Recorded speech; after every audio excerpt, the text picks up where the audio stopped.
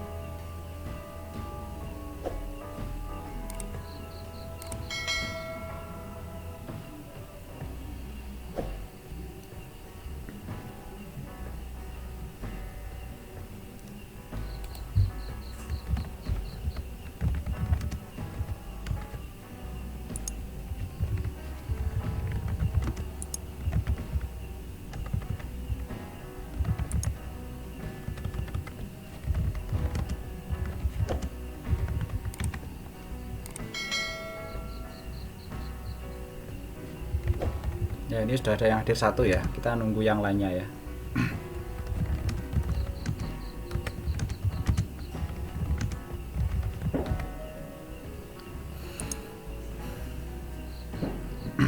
Kita tunggu kesiapannya bagi yang lain sekitar 5 menit ya. Jadi nanti sekitar menit ke-10 perkuliahan akan kita mulai, berapapun jumlah peserta yang sudah hadir di live chat ya.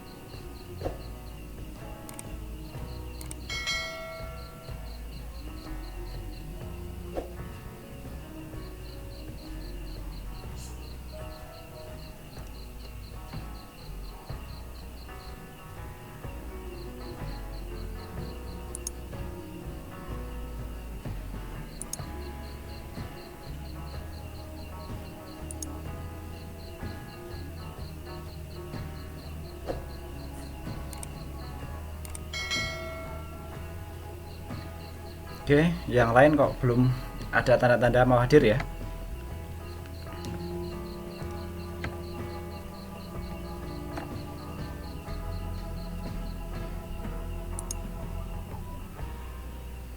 No, ini ada yang kesulitan akses linknya ya.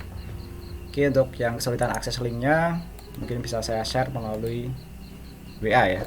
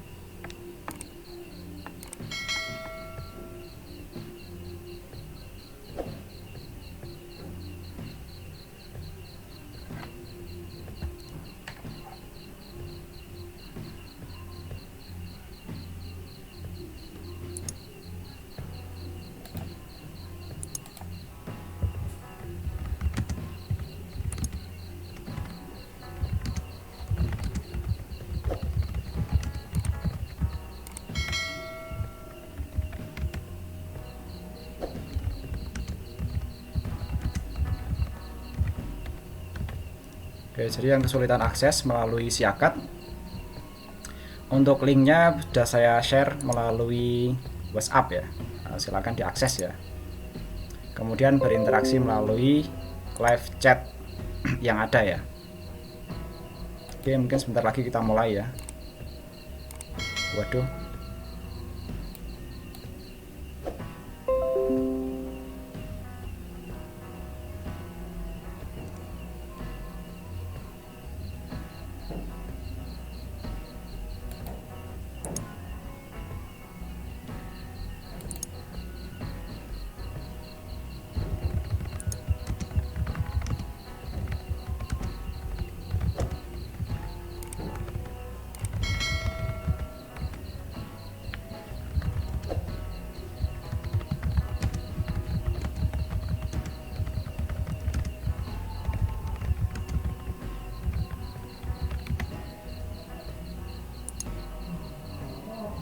Oke, jadi untuk saya ada permasalahan akses link yang terputus ya. Live streamingnya terputus ya. Jadi silahkan teman-teman itu ya memilih opsi ya. Mau diulang saja live streamingnya atau upload itu ya video offline-nya penjelasannya ya. Silahkan vote melalui WhatsApp ya.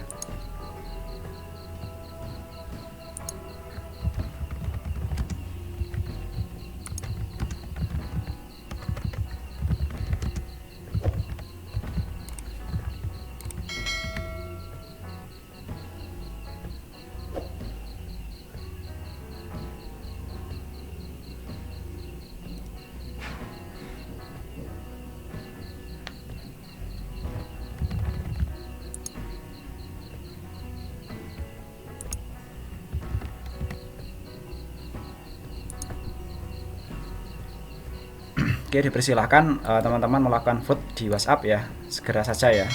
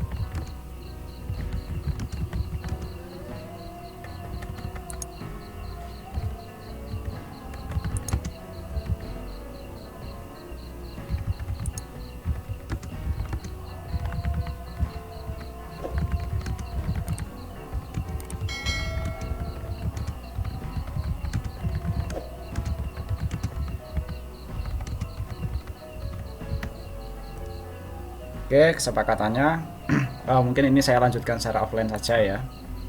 biar lebih efektif ya, karena kalau live ya kebetulan sinyal saya lagi sulit ya. Akan saya lanjutkan ya. Oke, kita mulai dari pembahasan konseptual ya, tentang pemrograman berorientasi objek ya. Nah, ini kita bahas konseptualnya dulu ya.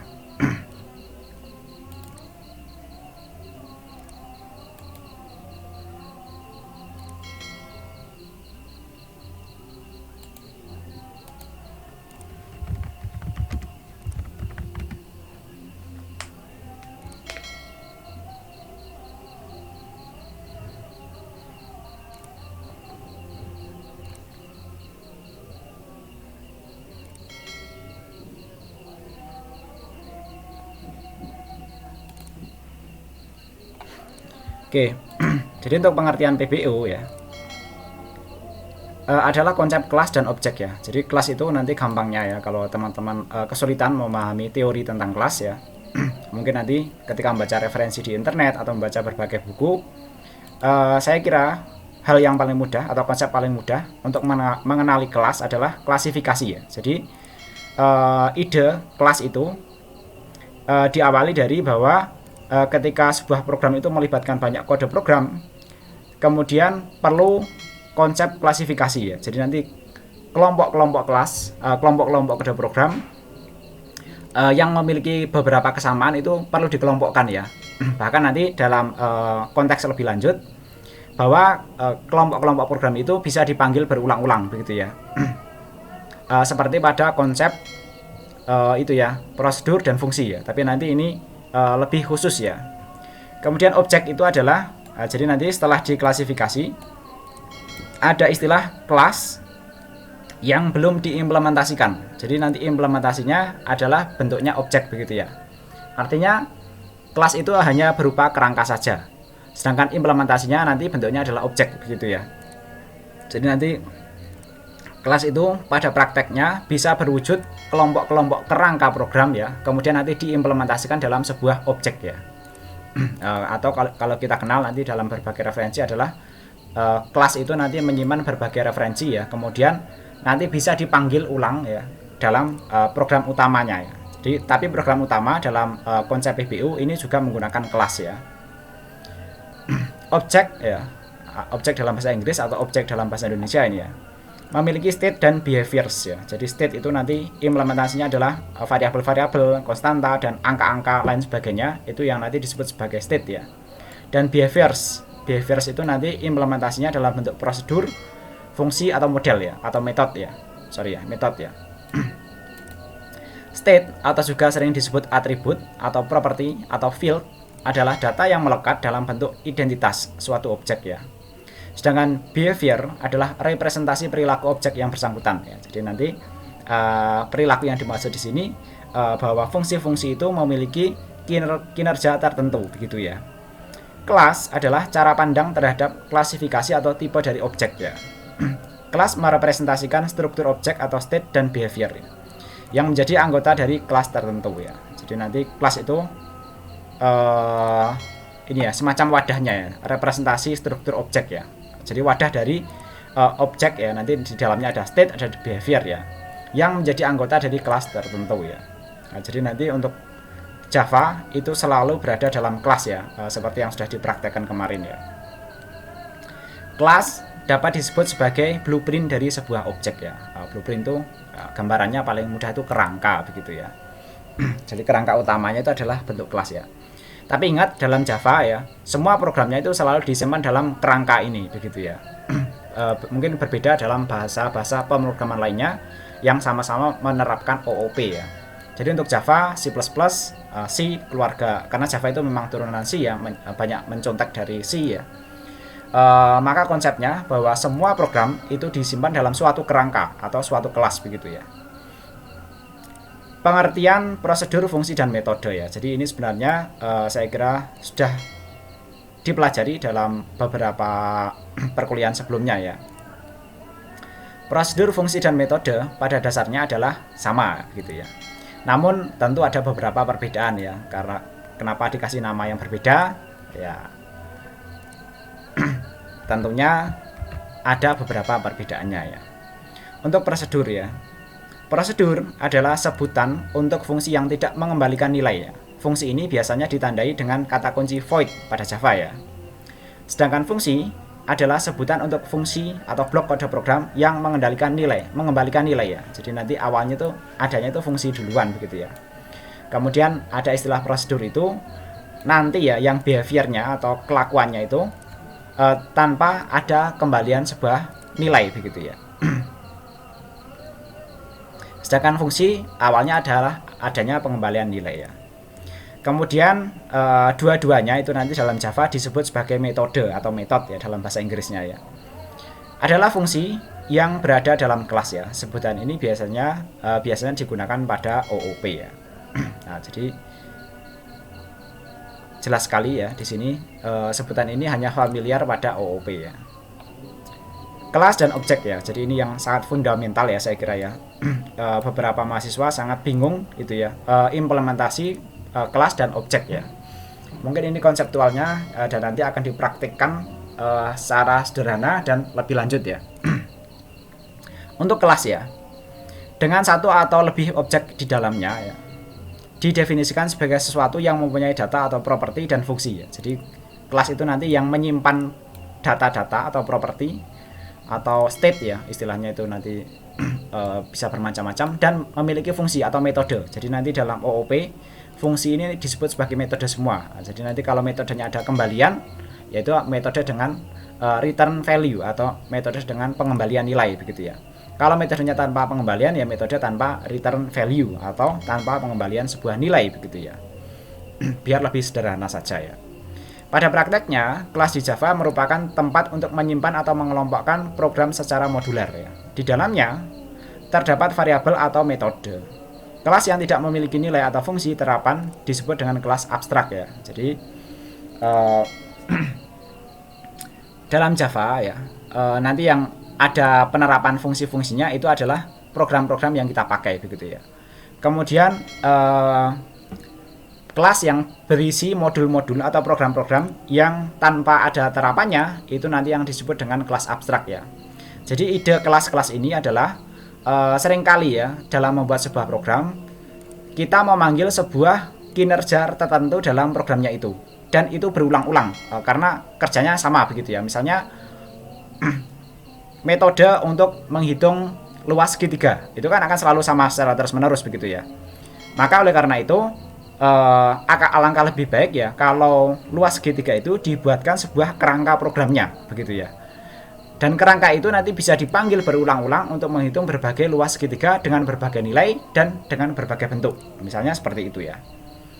Jadi pemahaman kelas kurang lebih seperti itu ya.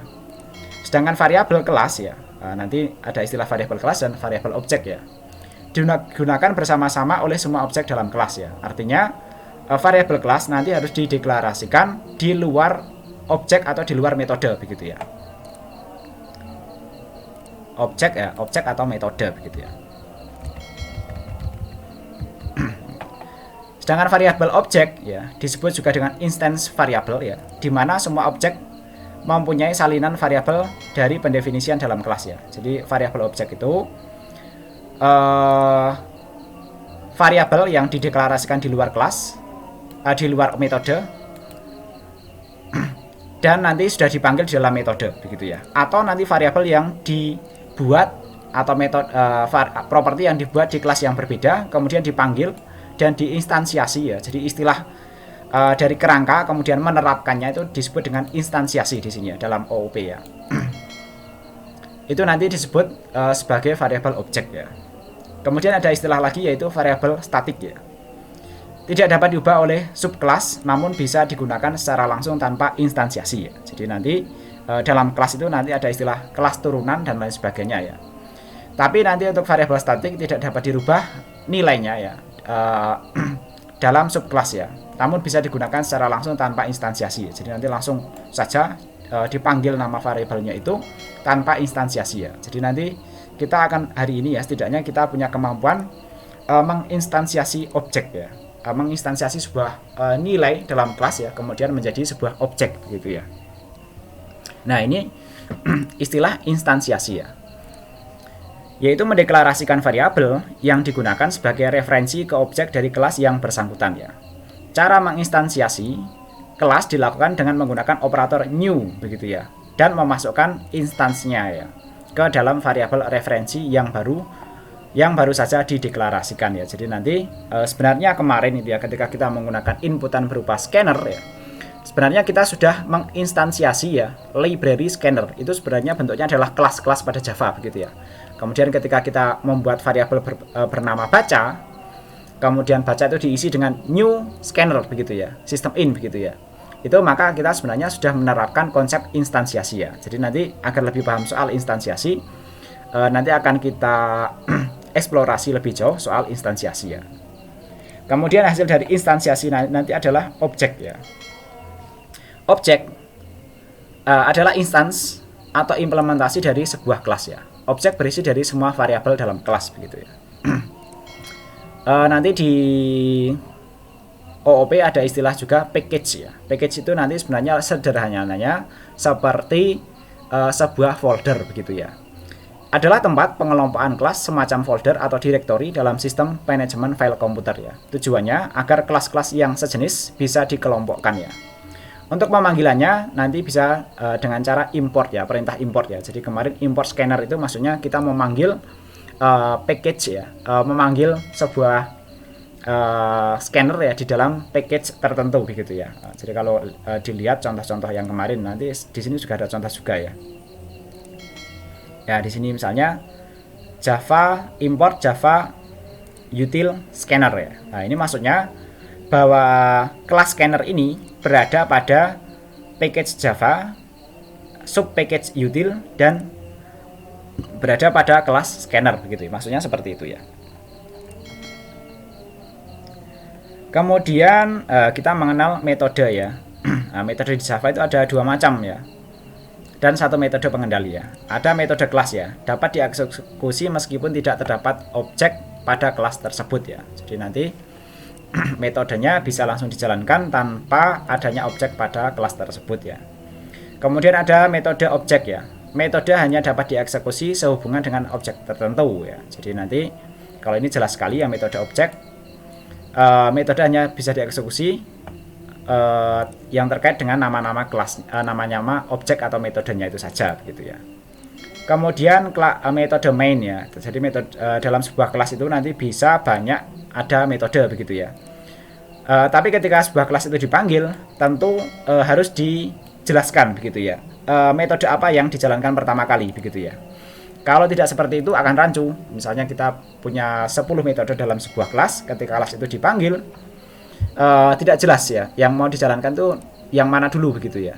Jadi dengan adanya metode main ini nanti jelas bahwa langkah-langkah apa yang akan dikerjakan dalam program itu, yaitu melalui metode main ini. Kemudian nanti ketika metode lain ingin dipanggil, itu dimulai dari sini begitu ya. Karena saya kira tidak mungkin ya menjalankan sebuah program memanggil banyak metode sekaligus ya. Untuk metode main ya sebenarnya sudah banyak dipraktekkan kemarin ya. Kita menggunakan keyword static begitu ya. Itu menunjukkan main ya. Jadi public static void main begitu ya. Kemudian ada juga di PBU itu konstruktor ya. Yaitu merupakan metode yang namanya sama persis dengan nama kelasnya ya. Tujuannya untuk memberikan nilai awal pada sebuah kelas ketika kelas tersebut dibuat dalam bentuk objek pada kelas yang lainnya ya. Jadi nanti ketika mau dipanggil kelasnya dan kita ingin memberikan nilai ketika dipanggil itu, bisa juga dengan menggunakan konstruktor ini ya. Konstruktor bisa memiliki parameter, bisa juga tidak ya. Jadi nanti seperti metode ya, bisa ada parameter, bisa juga tidak ya. Dalam konstruktor tidak boleh menggunakan keyword void ya. Jadi karena konstruktor itu walaupun ini mirip dengan main ya, tapi tidak boleh menggunakan keyword void ya. Nah ini contoh program berbasis objek ya. Pembuatan dan pemanggilan kelas ya. Nanti silakan buat proyek baru dengan nama Anda PBU, dengan nama paket nama Anda PBU pack ya begitu ya, nama paketnya ya, package ya tadi ya, package ya. Kemudian nama main kelasnya nanti misalnya di sini adalah nama saya var instance ya. Kemudian tambahkan kelas baru pada proyek tadi ya dengan nama nama Anda var abstrak ya, kelas baru, sorry ya, kelas baru ya. Kemudian isikan programnya kurang lebih seperti ini ya. Nah, di sini ini abstrak ya. Jadi abstrak itu tadi bahwa kelas yang tanpa implementasi ya. Di sini cuma deklarasi saja, deklarasi ini ya, string selamat dan boolean gabung begitu ya. Nah, dan ini dinyatakan sebagai public begitu ya. Kemudian implementasinya pada main kelasnya ya. Kita masuk ke main kelasnya kurang lebih seperti berikut ya. Nah, ini di main class mengimport scanner ya. Kemudian di sini sama, kita mendeklarasikan sebuah variabel ya berupa string nama ya. Tapi ingat ya, yang dideklarasikan di luar metode ya, metodenya kan ini ya. Maka ini tidak bisa langsung digunakan. Nanti harus ada proses instansiasi begitu ya. Kemudian di sini ini ya, kita mengimplementasikan ya scanner ini ya. Nah, static scanner baca ya, new system in ya, dan baca 2 new scanner system in juga ya, baca 2 ya. Jadi walaupun sama-sama ini diimplementasikan dari scanner yang sama ya, tapi nanti ini akan menjadi dua objek yang berbeda. Istilahnya itu mengcopy begitu ya. Jadi nanti seolah-olah ini ada dua scanner ya, dua kopian scanner bernama baca ini ya. Kemudian dari situ ya,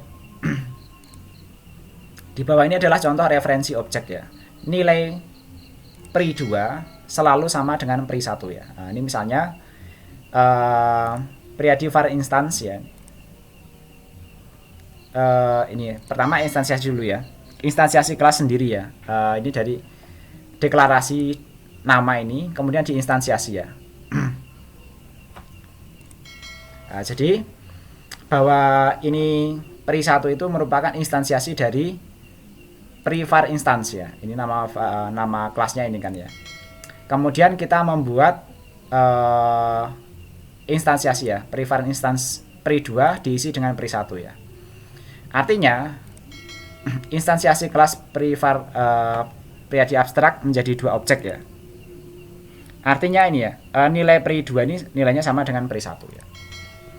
Kemudian nah ini yang instansiasi dari abstrak ya. Yang dari abstrak ya, nanti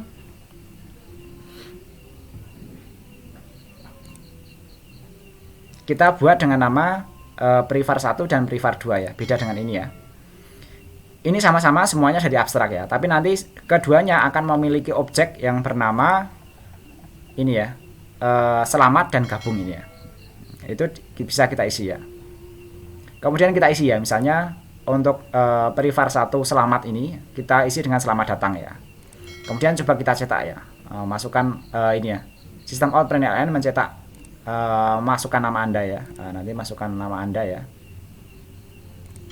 Nah, ini keterangan untuk scannernya saja ya.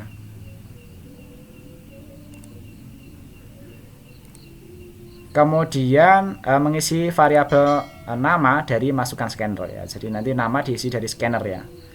Ya, ini pri nama ya. Untuk nama ini kan dideklarasikan pada ini ya, kelas yang sama ya. Tapi sekarang sudah jadi sebuah objek ya. Artinya ini berdiri sendiri ya. Berbeda dengan deklarasi yang di atas tadi ya.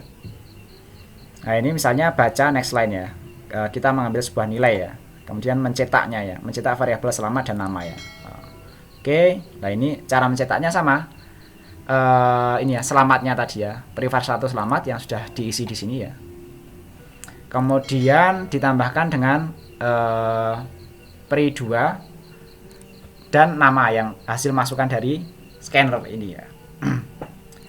Kemudian ini setelah dicetak ya, ada dialog lagi ya.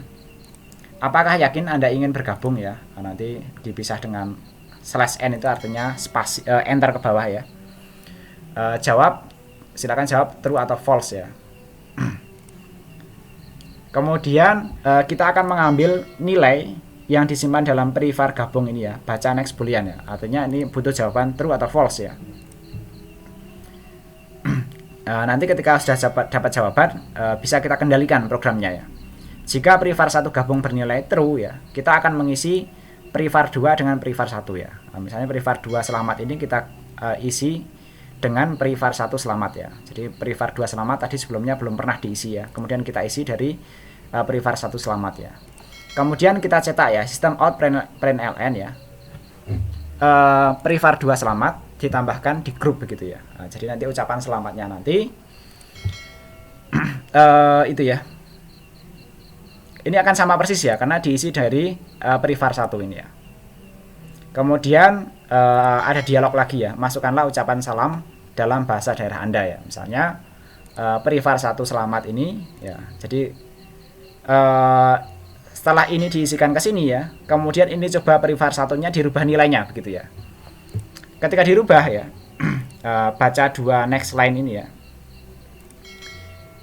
Maka ketika dicetak ya, privar 1 nilainya tetap sesuai dengan isian yang pertama tadi ya. Kemudian privar 1-nya itu akan berubah sesuai dengan isian yang baru di sini ya. Jadi di sini kita rubah nilainya ya.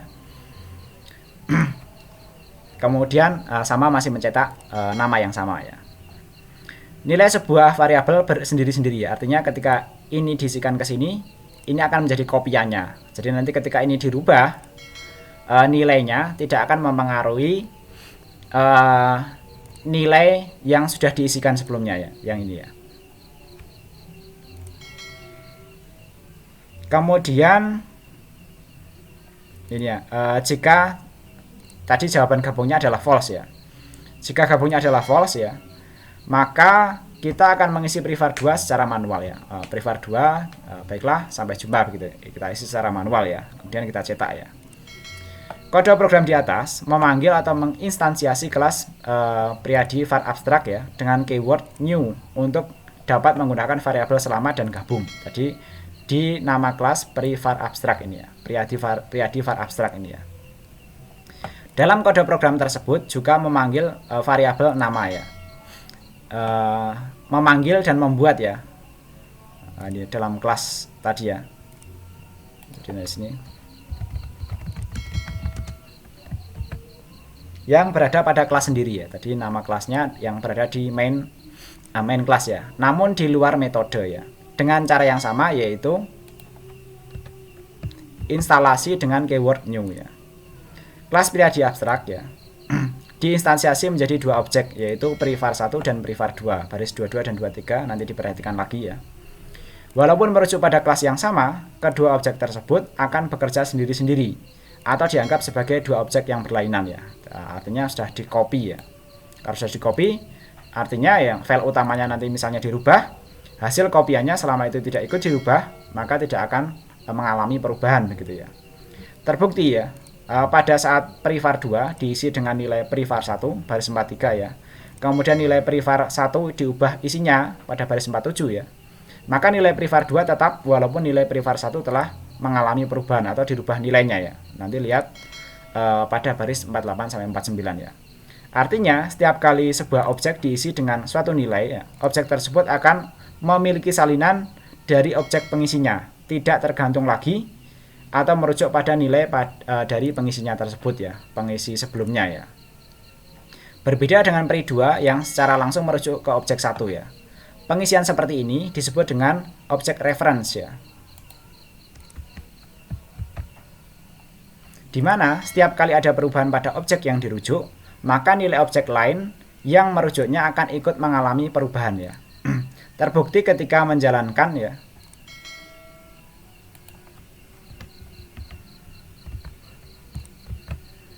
Baris 34 yaitu saat pengisian nilai terhadap objek pri 1 ya. Kemudian pri 2 dicetak ya, telah berisi nilai yang sama dengan pri 1 ya. Jadi kalau diperhatikan ya, beberapa perubahan pada pri 1 itu ya.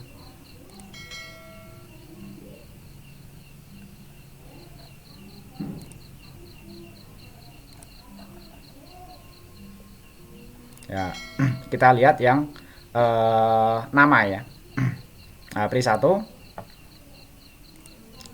ini pri 2 diisi dengan pri 1 ya. Kemudian nanti ketika pri 1 dirubah ya nilainya ya. Jadi perbedaan cara ngisinya ya. Jadi kalau kayak gini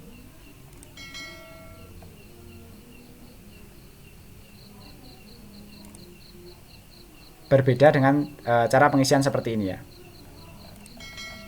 Nah, jadi kalau yang ini reference ya. Eh, ini tanpa new lagi ya. Jadi kalau bedanya ya. Jadi kalau yang ini tanpa new, kita membuat objek pri2 yang mereference langsung ke pri1 ini ya. Berbeda yang privar 1 dan privar 2. Privar 2 itu masing-masing merupakan sebuah objek tersendiri ya. Jadi ketika diperlakukan seperti ini ya, ketika ini ya, privar 2 selamat diisi dengan privar 1 selamat ya. Kemudian nanti privar 1-nya dirubah nilainya, maka privar 2 itu akan menyimpan pengisian sebelumnya ya, sebelum dirubah ini ya. Tapi untuk yang privar 1 ya, ini ya, privar 1 ya, ketika dirubah nilainya, maka itu ya,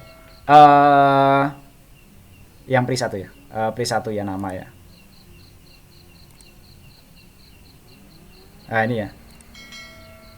Oh sorry. Nah, ini harusnya privar 2 ini nyatanya juga pri 2 ya. Jadi nanti pri 2 itu ketika nanti pri 1 dirubah nilainya, maka pri 2 akan ikut berubah ya. Jadi nanti kode programnya belum merepresentasikan itu ya, studi kasus ya.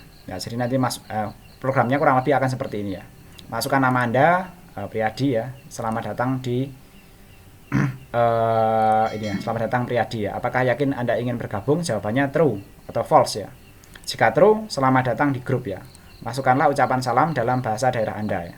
Kemudian nanti dimasukkan Sugeng Rawuh misalnya. Maka akan mencetak Sugeng Rawuh nama saya ya.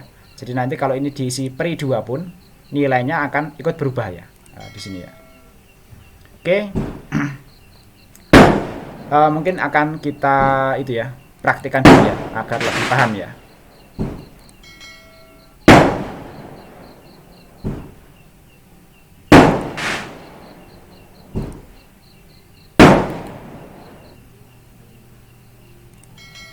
Jadi nanti programnya kurang lebih akan seperti ini ya.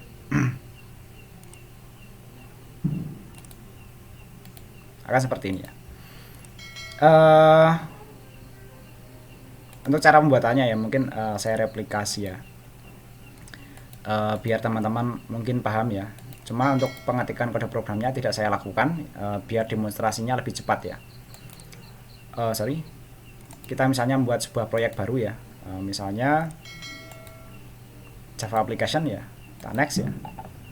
Kemudian kita simpan di sini saja karena ini demonstrasi ya. Kemudian langsung saya finish ya. Nanti teman-teman bisa disimpan di tempat yang lainnya, yang sekiranya nanti ketika mau dikirim mudah diakses ya. Saya finish saja ya. Java application 2 ya. Kemudian nah ini ya. Ini main kelasnya ya. Nama main kelasnya ya speknya tadi dirubah ya. Tapi di sini nama main kelasnya Java Application 2 ini ya. Untuk membuat kelas baru ya, kita cukup klik kanan ya, kemudian langsung Java class ini saja ya. Kelasnya misalnya tadi pri var seperti ini aja ya, kita mirip.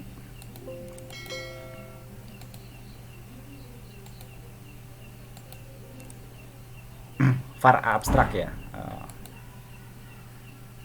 Priyadi abstrak gitu misalnya ya.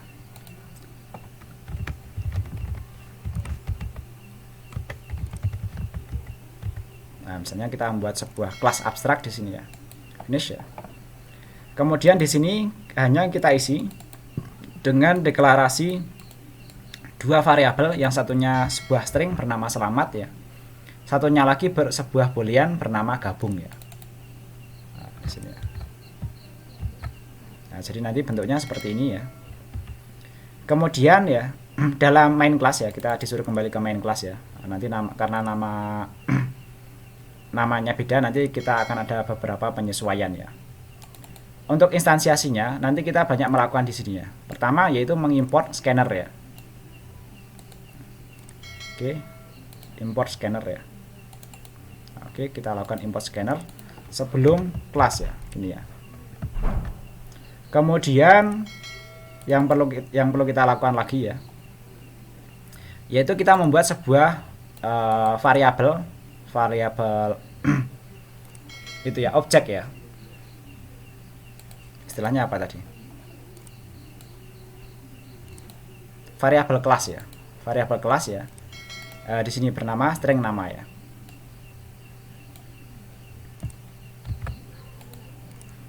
Kemudian kita buat di sini ya.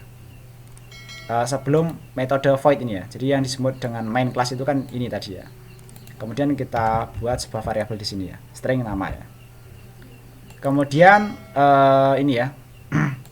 Sebelum metode-metodenya kita membuat ini ya. Objek untuk scannernya ya. Kita menggunakan dua scanner ya. Satunya baca dan satunya baca 2. Itu turunan dari scanner sistem in semua ya. Oke, di sini kita gitu ya. Kita buat sebuah objeknya ya. Kalau tadi di sini importnya, di sini pembuatan sebuah objeknya ya. Kemudian objek ini nanti bisa dipakai dalam berbagai metode yang ada di sini ya.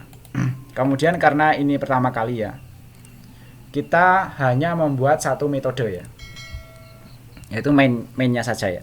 Nanti mungkin akan kita implementasikan bagaimana memanggil metode-metode yang lainnya. Ini yang sederhananya, kita hanya menggunakan satu metode dengan beberapa variabel ya. Oke, misalnya di sini saya membuat sebuah objek bernama pri1 ya. Ini merupakan new period instance ya, var instance ya. Jadi maksudnya ini instansiasi dari nama kelas ini. Jadi karena nanti nama kelasnya berbeda, ya nanti sesuaikan saja ya. Saya copy. Nah, di sini saya membuat sebuah objek ya. Bernama pri1 ya. Di sini saya sesuaikan dengan nama kelas ini karena ini instansiasi kelas sendiri begitu ya.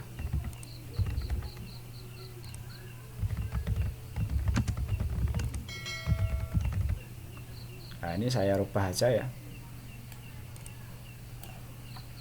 Namanya Java Application 2 ya. Java. Kita klik Ctrl Enter saja ya. Kemudian jangan lupa ini ya.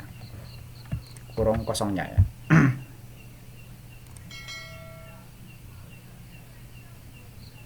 Nah, ini samakan ya.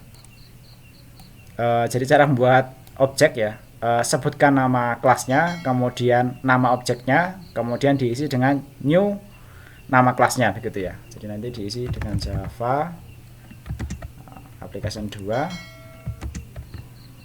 Nah, seperti ini ya. Oke, jadi kalau sudah seperti ini benar ya. Kemudian yang kita butuhkan lagi ya, yaitu kita membuat sebuah objek kedua ya, bernama pri2 yang mereference ke pri1 ini ya. Nah, jadi nanti kita copy aja di sini ya. Ini ya. Membuat objek ya, yang mereferensi ke objek lainnya gitu ya. Nah, jadi caranya seperti itu. Di sini kita nah, ini caranya seperti ini ya. Java Application 2 pri2 mereferensi ke pri1 ini ya. Kemudian itu yang perlu kita pelajari ya. Kita membuat sebuah dua buah ya. Dua buah objek ya bernama privar1 dan privar2. Ini merupakan turunan dari kelas ini ya. Privar abstrak ini ya. Nah, jadi nanti karena nama kelasnya berbeda, kode programnya kita sesuaikan ya. Nah, kita membuat sebuah objek ya. Menjadi dua objek ya. Oke ya. Kita buat sebuah objek di sini ya. Nah, ini nama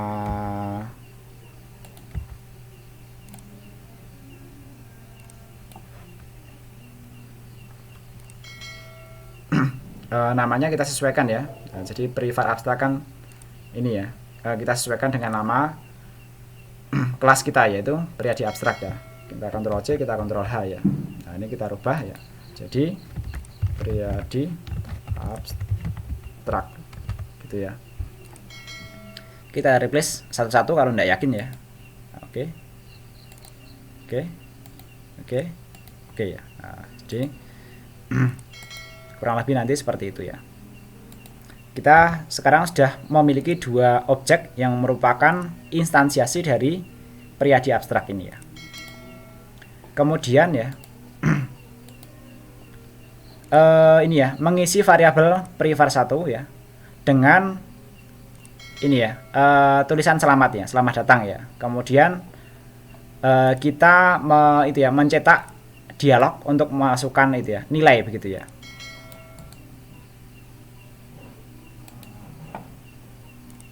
Menangkap nilai dari scanner ya, seperti yang sudah kita kerjakan sebelumnya ya. Oke ya, jadi nanti ini privar1 ya, selamat datang ya. Kemudian menangkap nilai dari scanner ya. Oke, seperti itu ya. Ini dialognya ya, itu nanti ada tulisan, muncul tulisan seperti itu ya. Kemudian bagian yang menangkap nilainya ini ya. Nah, ini pri1 ini ya. Ini merupakan objek ya, yang juga akan mengisi pri2 ini ya. Jadi nanti ketika kita isi di sini ya, maka ini ya, pri2 ini akan berisi nilai yang sama dengan pri1 ini ya. Kemudian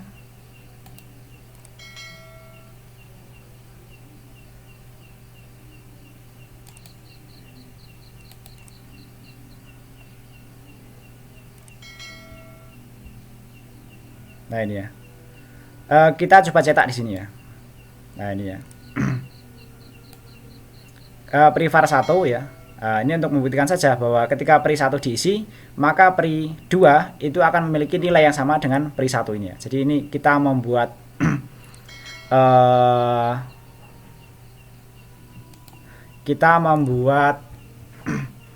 mengisi nilai pri1 nama ya, tapi nanti pri2 nama itu juga akan ikut terisi ya. Oke, mungkin bisa kita cetak ya.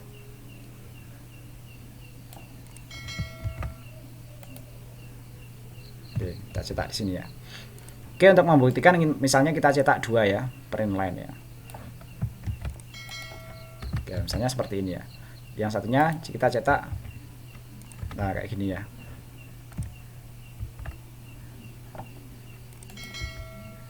Maka ini akan menghasilkan nilai yang sama ya, 1 atau 2 nya. Oke, kita coba kita jalankan ya. Nah, ini diminta masukkan nama ya. Namanya misalnya nama saya ya. Oke, ketika saya enter, walaupun ini mencetak 2 objek yang berbeda, karena objek yang kedua mereferensi ke objek yang ke-1, maka nilainya nantinya akan sama begitu ya. Oke, karena ini tidak kepakai, saya jadikan komentar kayak gini ya.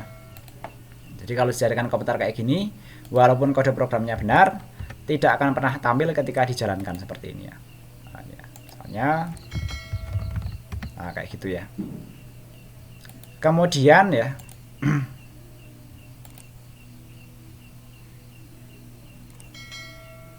ya ini kita buat sebuah dialog lagi ya. Misalnya privar1 yang gabung tadi ya, karena ini ya, privar1 kan kita nantinya punya 2 objek ya, yaitu tadi yang selamat tadi, dan satunya ini nanti untuk gabung ya.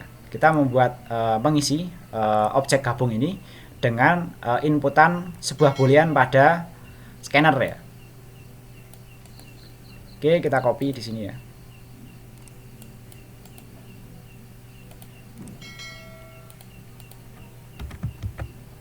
Oke,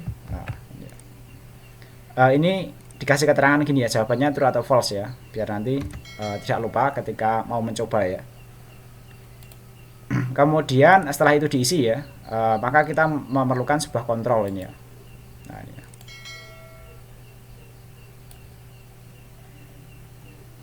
Kontrolnya ya, sekaligus nanti mencoba beberapa nilai ya. Nah, untuk kontrolnya saya kira sudah dipelajari sebelumnya ya. Jika pri1 gabung bernilai true ya, artinya nanti ketika kita masukkan nilai true ya, maka kita akan mengisi privar2 dengan privar1 ya. Jadi nanti privar2 diisi dengan privar1 ya. Kemudian kita coba cetak ya, privar2 selamat gabung di grup ya. Kemudian kita itu ya, mengambil sebuah inputan lagi yang disimpan dalam privar1 selamat ya. Kemudian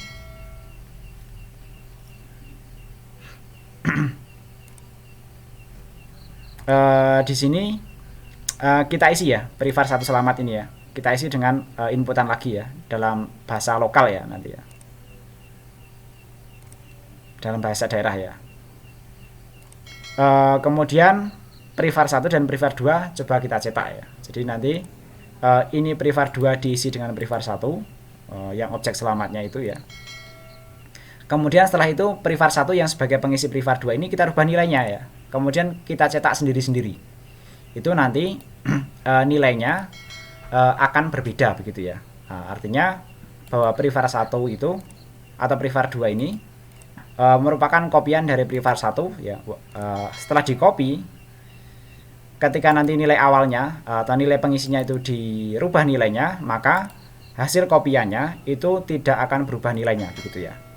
Nah, kemudian ini bisa kita coba mencetak ini ya, yang kedua ya. Jadi beda dengan tadi ketika kita membuat objek sebagai reference ya. Jadi nanti untuk nilai ini akan selalu sama ketika nanti nilai yang pertama itu dirubah-rubah nilainya begitu ya.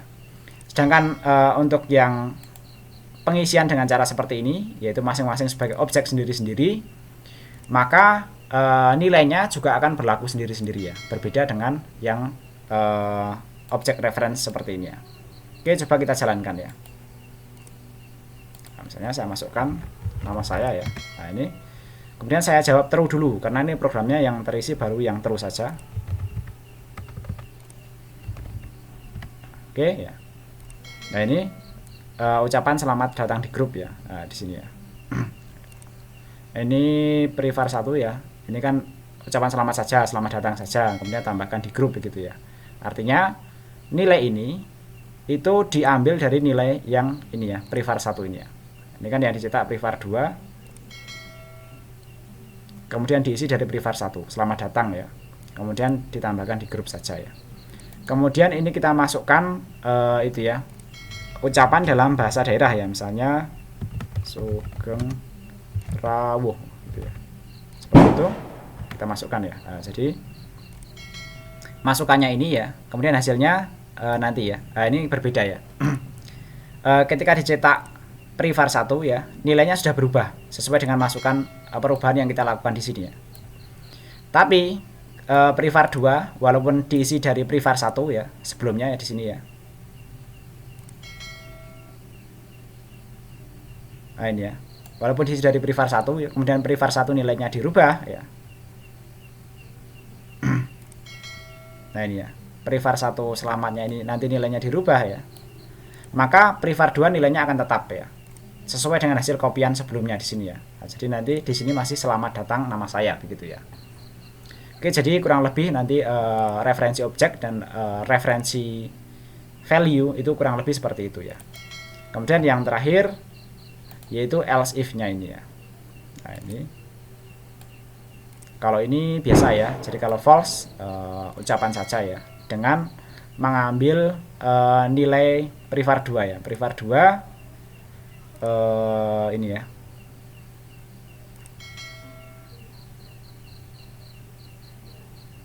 Oh, ini belum ada masukannya ya. Oh, ini kita isi secara manual ya. Oke. Oke, seperti itu. Kita coba di sini ya.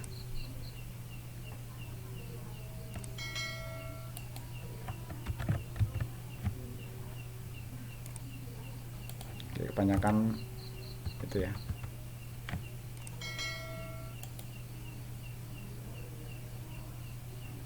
Oh, ini harusnya tadi dari sini ya. Oke. Jadi ngeceknya ini ya untuk netbin ya, pasangannya ya. Jadi tadi if-nya, nah ini pasangannya dengan sini, kemudian else if pasangannya dengan ini ya. Kemudian ini adalah blok metode ya, dan yang ini adalah blok kelas ya. Oke, jadi seperti itu ya. Kalau kita coba ya, nah misalnya ini kita isi ya dengan nama saya ya, kemudian saya isi false ya. Nah ini cuma hasil cetakan dari pengisian manual di sini ya, prevar 2 ya. Oke, jadi kurang lebih seperti itu ya.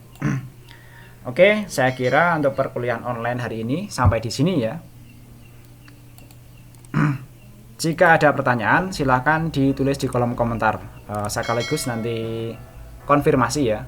Ada atau tidak ada pertanyaan, silahkan konfirmasi melalui kolom komentar ya. Jadi nanti sekaligus menjadi itu ya, kontrol keaktifan bagi teman-teman sekalian ya. Karena kebetulan untuk video ini dibuat secara offline, karena ada permasalahan koneksi tadi ya, putus-putus begitu ya. Daripada nanti kita berulang-ulang melakukan live streaming, maka di sini dibuatkan rekamannya untuk perkuliahannya secara online tapi tidak live begitu ya. Oke, saya kira ya untuk perkuliahan ini sampai di sini ya. Nanti apapun yang itu ya, yang sudah disimak dari teman-teman sekalian, paham atau tidak paham, mohon konfirmasi melalui live chat ya. Bukan, sorry, melalui kolom komentar YouTube ya. Dengan seperti itu pengajar akan tahu ya apa yang belum dipahami atau apa yang ingin ditanyakan melalui kolom komentar ya. Nanti untuk konfirmasinya saya tunggu sekitar setengah jam ya melalui kolom komentar ya. Jadi setengah jam saya kira waktunya cukup panjang. Seandainya nanti ada masalah sinyal, ada masalah itu ya, teknis-teknis yang lainnya, itu masih bisa ditoleransi dengan waktu yang setengah jam itu ya. Oke, demikian. Bagaimanapun terima kasih atas perhatiannya. Assalamualaikum warahmatullahi wabarakatuh.